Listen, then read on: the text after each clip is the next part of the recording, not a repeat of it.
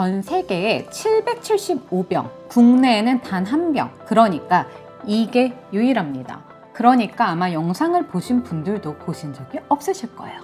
제가 특별히 공개하는 건데요.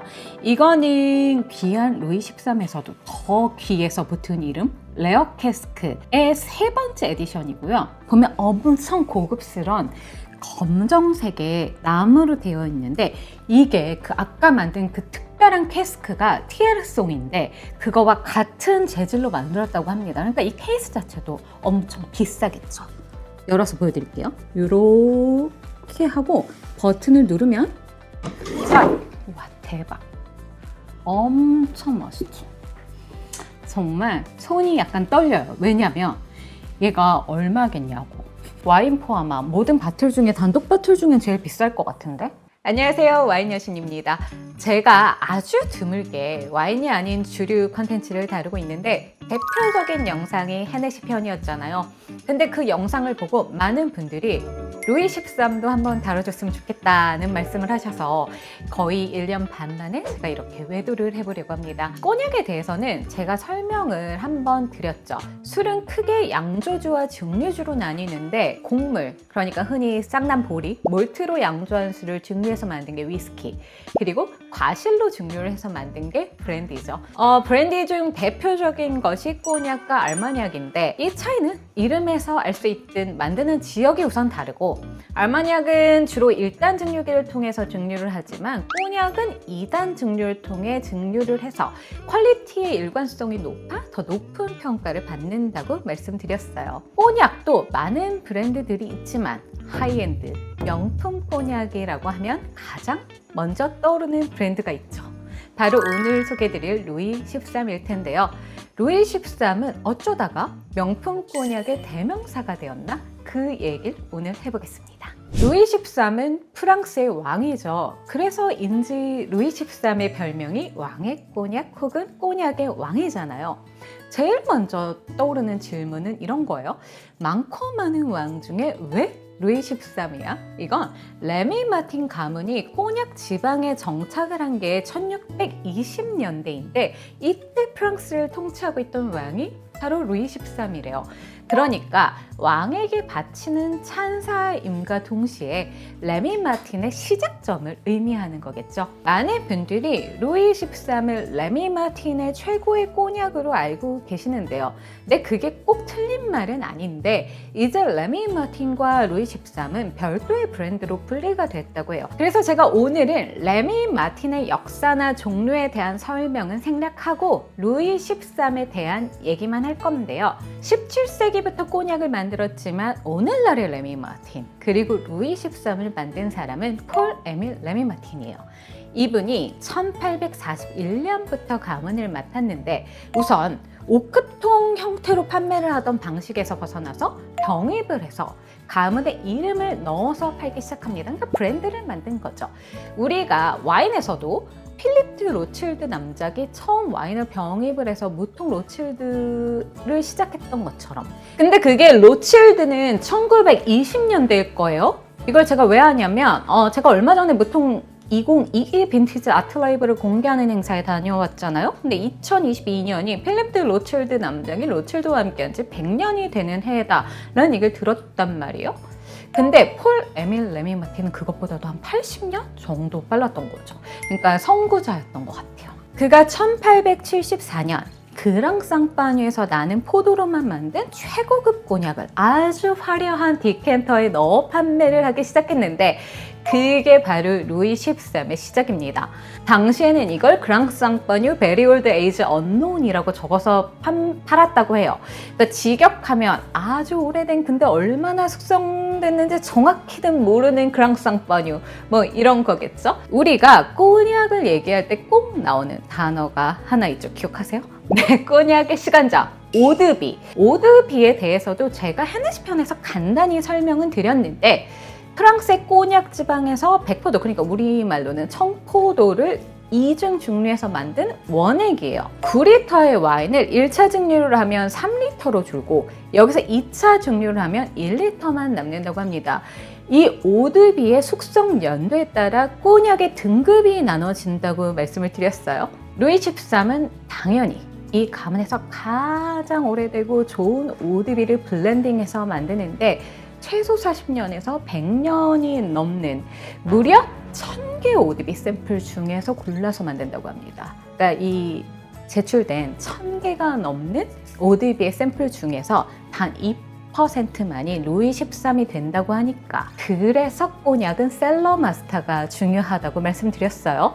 심지어 헤네시에서는 이 셀러 마스터를 한 가문에서 대를 이어서 하잖아요. 루이 13은 어떻게 하냐? 도제 방식. 그러니까 현 세대의 셀러 마스터가 다음 세대의 셀러 마스터를 키우는 거죠. 지금의 셀러 마스터가 사진을 이렇게 띄워드리겠습니다. 베프티스틸 루아조인데 2014년부터 셀러 마스터를 맡고 있다고 하니까 훨씬 오래 전부터 그의 스승이자 이전의 셀러 마스터와 함께 했겠죠. 루이 13을 떠올리면 가장 먼저 떠오르는 건 이 굉장히 독창적인 디켄터의 모양이죠. 이건 1569년 자르냐 전쟁에서 발견된 왕실의 플라스크에서 영감을 받았다고 하는데요. 1500년대 전투에서 사용된 거니까 당연히 금속으로 되어 있었겠죠. 이걸 원래 어느 농부가 발견을 했다는데 이걸 누가? 폴 에밀이 구매하고 사용권을 획득한 후에 가문 설립의 150주년을 맞아 1874년 유리 용기로 제작을 해서 루이 13을 내놓은 거죠. 지금은 이제 우리가 너무 좋아하는, 저도 너무 좋아하는 바카라에서 여전히 수작업으로 만들고 있는데 당시에도 비쌀 수밖에 없었을 것 같아요. 왜냐면 모양이 너무 복잡하잖아. 이 같은 디자인으로 작은 미니어처부터 매그넘, 제로보아 그리고 6리터 사이즈도 나오는데 꼬냑으로 매그넘 사이즈를 만든 것도 루이 13이 최초였다고 하고 역사상 가장 큰 꼬냑을 루이 13에서 만들었는데 이건 무려 9리터짜리라고 하거든요. 루이 13이 100년 된 오드비를 사용한다고 말씀을 드렸죠. 이 100년이라는 세월의 길이를 조금 체감하게 해드릴까요? 루이 13에서는 100년 동안 보지 못할 영화, 100년 동안 듣지 못할 노래를 만들었습니다. 100년, 당신은 절대 보지 못할 영화라는 제목의 작품은 존 말코비치 주연으로 영화 감독 로버트 로드리게스가 2015년 11월 만들었고요. 그로부터 2년 뒤 팝스타 퍼렐 윌리엄스는 100년, 우리가 잘 지킨다면 들을 수 있는 노래를 녹음했습니다. 영화 100년의 개봉 시기는 2115년, 노래 100년의 공개 시점은 2117년입니다. 네, 이 영상을 보고 있는 우리는 그 영화도 음악도 경험하지 못하겠죠. 하지만 우리는 그 100년을 거슬러 온 루이 13은 만날 수가 있죠. 그래서요, 제가 좀 역사가 있는 루이 13을 빌려왔어요. 보여드릴게요. 이건 제가 아는 분께서 소장하고 계신 좀 오래된 루이 13인데요. 정확한 연도를 알 수는 없지만 1980년대 정도의 루이 13입니다. 비교를 이제 옆에 걸 보면 사실 되실 텐데 1569년 자르낙 전투에 대한 게 있는데 이 플라스크에서 영감을 얻은 디켄터의 모양은 크게 달라지지 않았지만 소소한 디테일이 조금 달라요. 여기 그랑상파뉴 베리 올드 스티커 같은 것도 붙어 있고 그리고 이 스토퍼 있잖아요. 스토퍼의 디자인이 이게 원래 오리지널 플라스크의 디자인에 조금 가깝대요. 지금 나오는 이 루이의 플라스크는 아이콘 형태 같은 프랑스를 상징하는 그 형태로 바뀌었다면 이때는 그 모습이 여기 남아있긴 하지만 그 오리지널 플라스크의 모양을 조금 더 비슷하게 가지고 있는 것 같아요.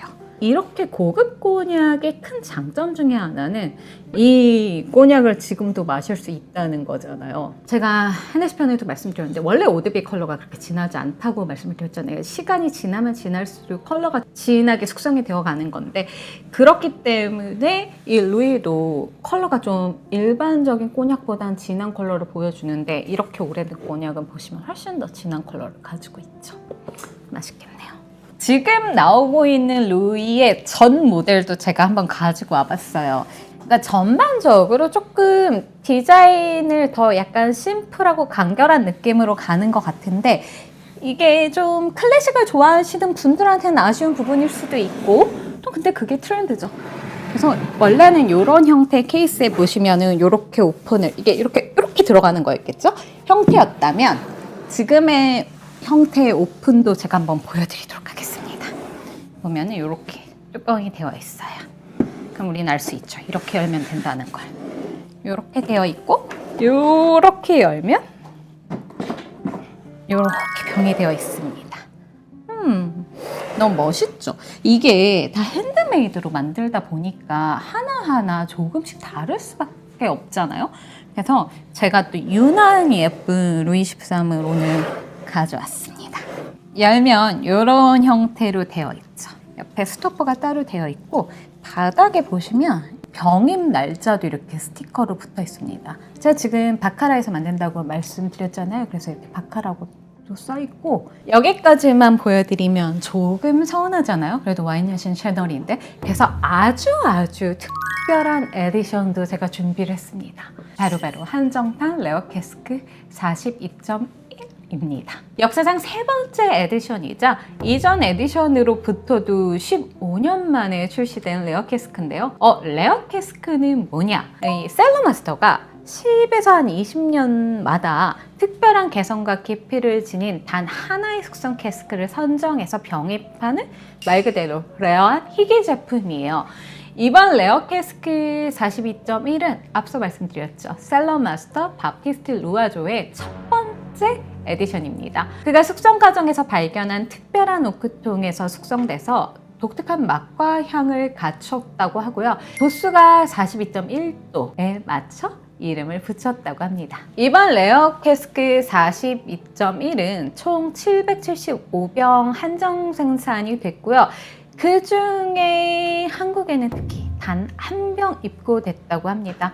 네, 그 단 한 병이 바로 얘예요. 각각의 병은 프랑스의 고급 크리스털 브랜드 바카라의 장인이 제작한 블랙 크리스털이고요. 장인 11명이 공동 작업으로 만들어졌다고 합니다. 넥 부분은 로듐으로 장식돼서 소장 가치를 한층 높였다고 하는데요. 저도 정말 한 방울 마셔보고 싶네요. 오래 기다리셨습니다. 이제 루이 13을 마셔보겠습니다. 그래서 쭉. 끝인가 봐요. 네. 그래서 오픈입니다. 누구. 이렇게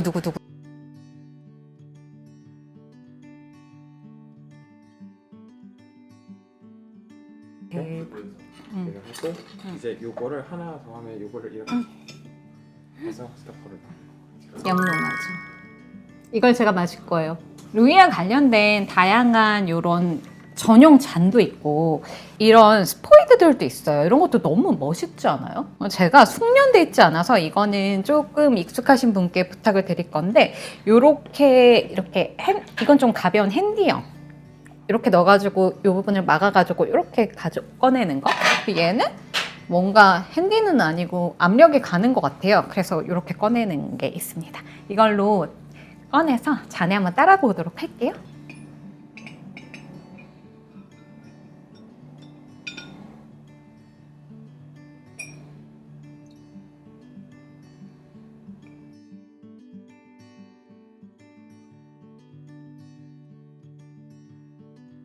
한번. 이 꼬냑은 이 노즈의 인텐스가 엄청 강하잖아요. 그래서 한 잔만 따라 놔도 정말 이 공기를 확 감싸면서 이 향이 퍼지는 느낌이 있단 말이에요. 제가 아주 살짝만 코를 갖다 댔는데도 너무 근데 이제 그런 게 궁금하실 거예요. 그러면은 이게 뭐 레미 마틴 엑소랑 루이 13은 뭐가 달라? 그러니까 제일 궁금하실 텐데 물론 앞서서 계속 설명드렸지만 오드비가 다르죠. 오드비의 숙성 연도가 다르고 오드비의 종류가 다르고 블렌딩 되어 있는 오드비의 뭐 숫자도 다르고 여러 가지가 다른데 이제 제가 느끼는 가장 큰 차이는 부드러움과 피니쉬인 것 같아요. 제가 한번 향을 천천히 맡아보도록 하겠습니다. 요즘 독감이 약간 유행이라고 하는데 이게 어지간히 감기가 걸려서 코가 막힌 사람들도 이 향은 느낄 수 있어요. 그 정도로 정말 인텐스가 강해요. 꼬냑에서 나는 그 상징적인 노트들이 있잖아요. 뭐 당연히 말린 과실의 향, 그리고 뭐 시나몬 같은 향, 시거 같은 향, 그리고 초콜릿. 굉장히 다크 초콜릿 그리고 달달한 바닐라 빈 같은 이런 노즈들이 있는데 이런 노즈들이 뭐가 하나 이렇게 튀는 게 아니라 이렇게 막 예쁘게 이거 이렇게 돼가지고 그냥 나 꼬냑 이렇게 코에 넣어주는 그런 느낌이 있어요. 그래서 이게 굉장히 꼬냑을 좋아하시는 분들은 사실 마시지 않아도 이 향만 맡아도 기분이 너무 좋아지는 그런 누즈인 것 같아요. 그리고 제가 늘 말씀드리지만 이 고도주와 와인은 마시는 TPO가 조금 다른 것 같아요. 우리가 땡기는 순간도 조금 달라요. 저는 이렇게 좀 고급 꼬냑은 집에 손님들이 이렇게 놀러 왔는데 술을 막 되게 막 진하게 마시고 싶지는 않아. 근데 약간 아이스 브레이킹은 조금 하고 싶어. 이럴 때 정말 딱 요만큼씩만 따라서 마시면서 대화를 하면 분위기가 갑자기 엄청 좋아지면서 막 세상에 대한 불만이 조금 사라져요. 세상이 조금 아름다워 보이고. 그래서 그럴 명절 같을 때도 너무 좋고 가족들끼리 이렇게 앉아가지고 한 잔씩 요만큼씩만 따라서 마시면 너무 좋고 그런 것 같아요. 약간 어색한 사이일 때도 좋고. 맛을 한번 보겠습니다.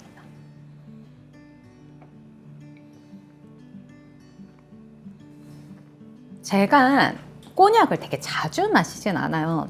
그래서 꼬냑에 대한 경험치가 되게 높은 사람은 아니지만 그래도 우연히 좋은 기회에 정말 다양한 꼬냑을 마셔봤단 말이죠. 레미 마틴에서 나오는 꼬냑도 거의 종류별로 다 마셔봤을 거고 헤네시에서 나오는 꼬냑도 종류별로 다 마셔봤죠. 네. 근데 루이는 뭐가 달라? 라고 묻는다면 목으로 넘어갈 때 느껴지는 그 향에서는 사실은 되게 고급 꼬냑의 전형적인 향이 난다고 생각했는데 맛이 조금 달라. 그럼 뭐라고 설명해야 될지 모르겠는데 좀 달라요.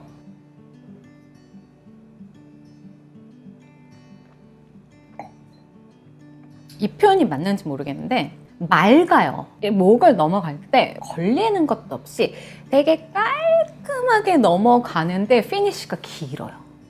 그러니까 기분 좋은 깔끔한 피니쉬가 엄청 길게 오는 그런 느낌이고 한 가지 아쉬운 거 얘는 제가 그런 얘기 진짜 많이 들었어요. 루이를 숙성이 이미 돼 있지만 더 숙성시키면 그렇게 맛있대요.